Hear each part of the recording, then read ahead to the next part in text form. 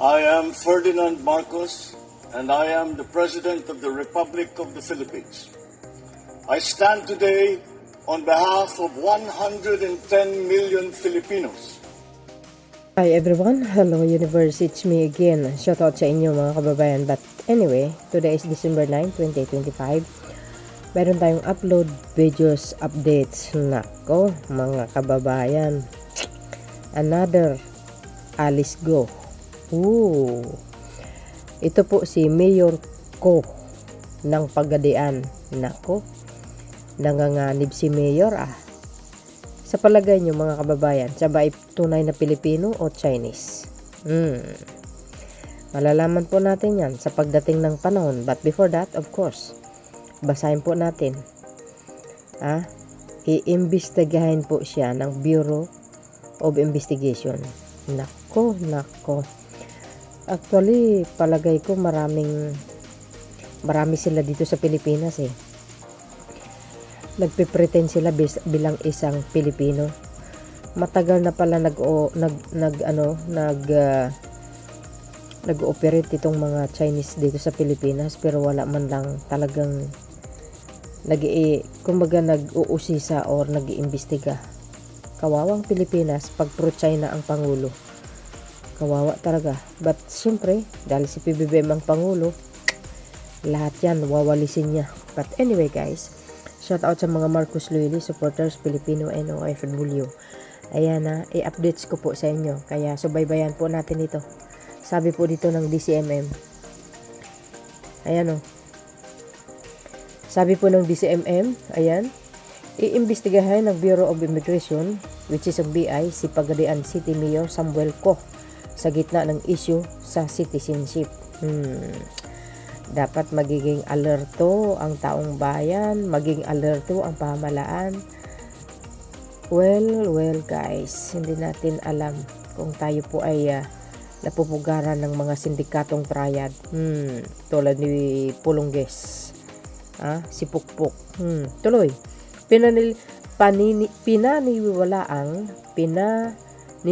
ang Chinese at nagpanggap na Pilipino ang alkalde gamit ang peking dokumento tulad ni ex-Bamban Mayor Alice Go. Paktay ka ngayon, Mayor. Hindi kailangan tutukan ng pamahalaan nito. Delikado to guys. National security ang pinaka kailangan talaga bantayan. Oo. Hindi maganda to. Yung mga ganitong klaseng nakakalusot sila. Bakit kaya? 'Di ba? Swerte natin si PBBM ang Pangulo. Dahil kung pro-China, nako, baka lahat ng congressman naging Chinese na. Pati mayor, Chinese na rin. O, diba? Sasakupin talaga tayo. Noong 1966, sinasabing pinanganak si Ko sa Klinika Santo Niño sa Pagadian City. Nakilala ang ama ng alkalde na si Ko Tikchon. Sa pangalan pa lang obvious na. Habang si Ko si Swat Kim ang kanyang ina. Agay. Diba guys, bawal sa batas yan.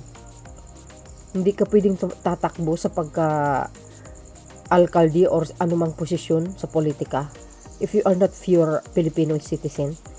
I mean, if you are not 100% Filipinos. Diba? Against yan sa batas O, tuloy. Pero, sinasabing walang klinika sa Santo Niño sa Pagadian City. Paktay ka ngayon. Diyan pa lang, sablay ka na, sir. Kung saan ipinanganak ang alkalde, wala ring nakitang birth, marriage, at death certificate ang magulang ni Ko. Pero, natuklasang inilibing sa Chinese cemetery sa Pagadian. Agay. Paktay kayo ngayon. Ay, nako. Napapasukan na tayo ng ng mga salot sa mundo. Tuloy. Sabi dito, noong 2013, ayan na tayo guys. Ito na tayo.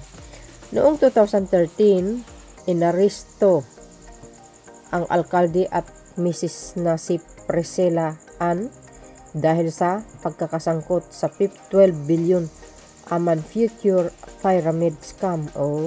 M goes. kung saan halos 50k individual ang naluko sa Visayas at Mindanao. What? Nako.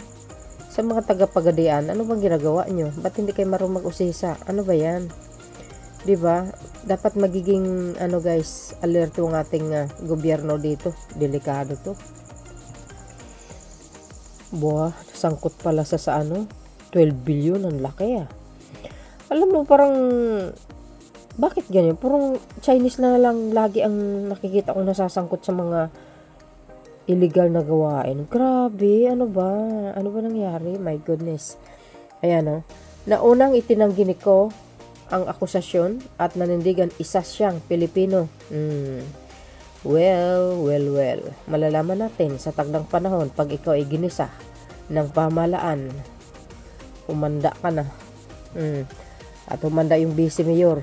Ikaw ang susunod, ikaw ang papalit. Ayan sabi ng DCIM Teleradyo. Ayan, sa itsura pa lang, Chinese na Chinese, Nako, marami ito dito, guys. Ayan, oh my goodness. BI, iimbestigahin ang record ni Pagadian City Mayor Samuel Ko. Kaya nga. Halos Chinese na. Maraming guys, Actually, maraming congressman na Ko. Tulad ni Saldico. Si Congressman Chua ng Maynila. Well, I think si Congressman Chua, naman yan Baka legal talaga yan. Baka Filipino-Chinese talaga. Diba? So, tingnan nyo yung mga nagkomento. Grabe.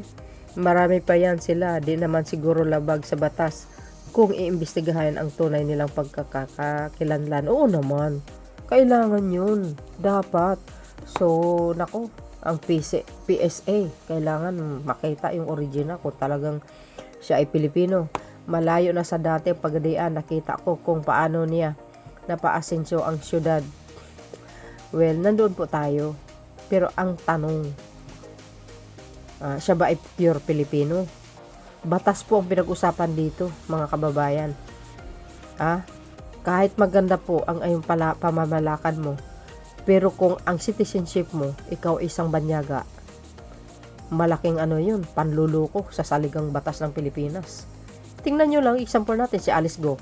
Tingnan mo si Alice Go nung isang araw, hinatulan ng for life in prison, guys. Hindi ko na in-upload. Kasi na yan for life in prison. Ngayon, nasa BGMP siya.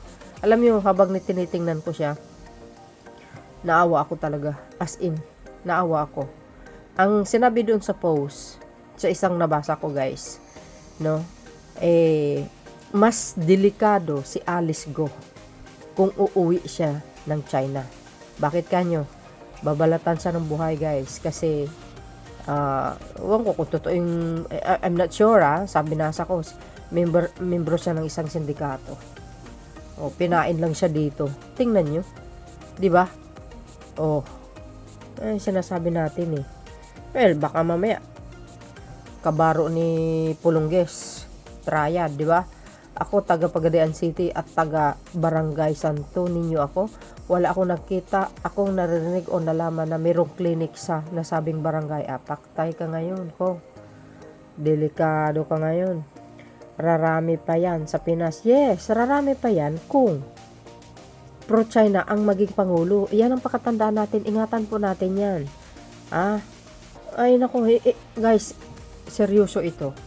National security ang nakataya dito. You see? Pangalawa na ito. Sabi, basta ko talaga. Marami kailangan, Mariosep, guys. Kailangan talaga usisain ang bawat region. Isa na namang spy na nasa local government. Ayan nga Alam niyo mga best, sa totoo lang, napakaswerte natin kasi si PBBM ang Pangulo. Ang daming natuklasan, guys. Oo. Totoo yan, kahit dito sa Abra, may Chinese na politiko, gas. Diba? Bakit kailangan nyo pang mag-usisa kayo sa mga taga dyan? Delikado tayo pag ganyan Diba? Time na para imbestigahan ng mga fake Filipino citizen. Yes. Totoo yun. Grabe. Totoo yan. Kailangan talaga maimbestigahan ng mga yan. Kasi dumadami sila Oo. Alam nyo ba sa ibang bansa, ang problema ng UK, saan pa ba? Sa Amerika, ang mga ano guys, yung mga Islam. Grabe! Ang dami pala nila. Gusto nila pinapadeport. Pinapadeport sila. Sa United Kingdom, ay nako, grabe. Ang daming Muslim doon guys. Mga Islam. Ewan ko ba, nagkalat sila sa buong mundo na kailangan, bumalik sila sa sarili nilang bansa. O yan sikat kaayog among mayor sa Pagadian, more 20 years na Philippines politics, pilit na isasangkot sa mga kaaway ng politika. Walang makakatalo sa kanyang karera sa politika, kaya ganun ang mga kalaban niya, pilit siyang sirain. Well, tingnan mo na lang kung hanggang saan siya. Ngayon, under investigation siya, nga ka.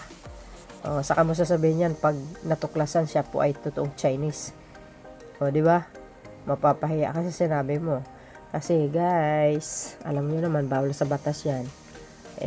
Di ba? Di ba? Di ba bawal sa batas yan? So yun, mga kababayan. Ano po ang komento nyo dito? Abangan po natin ang susunod na investigasyon. Nakamonitor tayo dito sa mga taong ito. So yung mga kababayan, that's it for today's video. Maraming salamat sa inyong watching. See you again on my next upload. Bye bye and babush. God bless Philippines. There's more guys.